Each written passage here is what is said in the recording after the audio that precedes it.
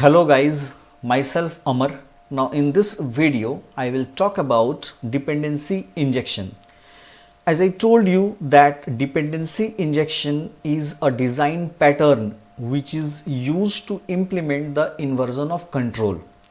In dependency injection, the dependent objects are created outside and after that the objects are injected to the class by using constructor injection, property injection or method injection.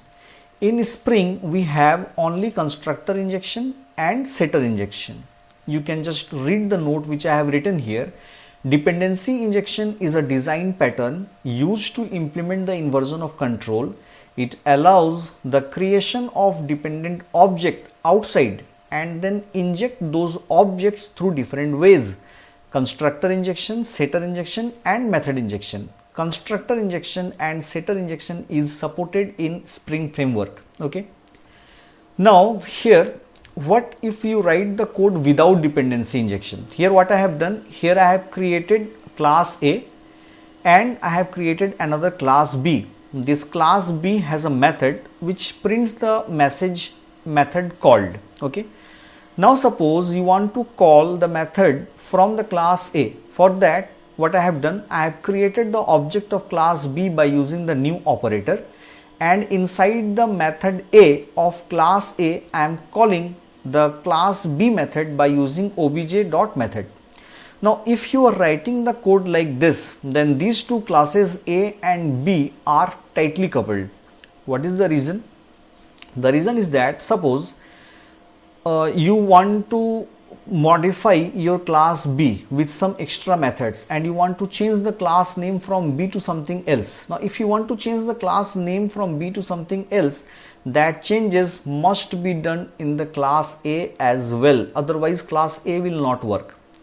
Or suppose you want to create a parameterized constructor in the class B. Now once you create the parameterized constructor in the class B, then you need to make changes in the class A as well. Okay, and all these problems are coming due to a single reason, that class A and class B is tightly coupled because of this statement. Okay, now since these two classes are tightly coupled, it will have some disadvantages. First, the maintainability of the code will be decreased and it will be very difficult to test the class. Why? Because it is not possible to test the class A without the class B, because these two classes are tightly coupled. Okay.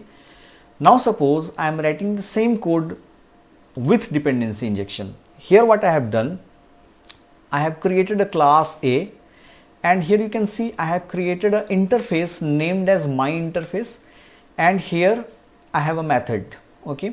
Now I have created the class B which implements the my interface and I have overridden this method in the class B, right? Now in the class A, what I want to use or I want to call the method this. Okay. Now if you want to call this method in the class A, obviously I need the object B. Now here I am not creating the object of class B directly. What I am doing, I am using the first approach, I am using the constructor injection. What I am doing here, I am using the reference of my interface, and in the constructor of A, again I have taken the reference of my interface, and here I have written this dot m equals to m. Okay, and after that in the method A of class A, what I am doing, I am calling m dot method, right? Now I need to call or I need to pass the object here. As you can see here I have used my interface, but here I need to pass the implementation class for this my interface, which is nothing but B. But here I will not inject it directly. What I will do is that I will use some third-party framework to inject the object of class B here, and that third-party framework will be called as IOC container, and in case of Spring framework, that IOC container will be application context or bin factory, which I will show you programmatically.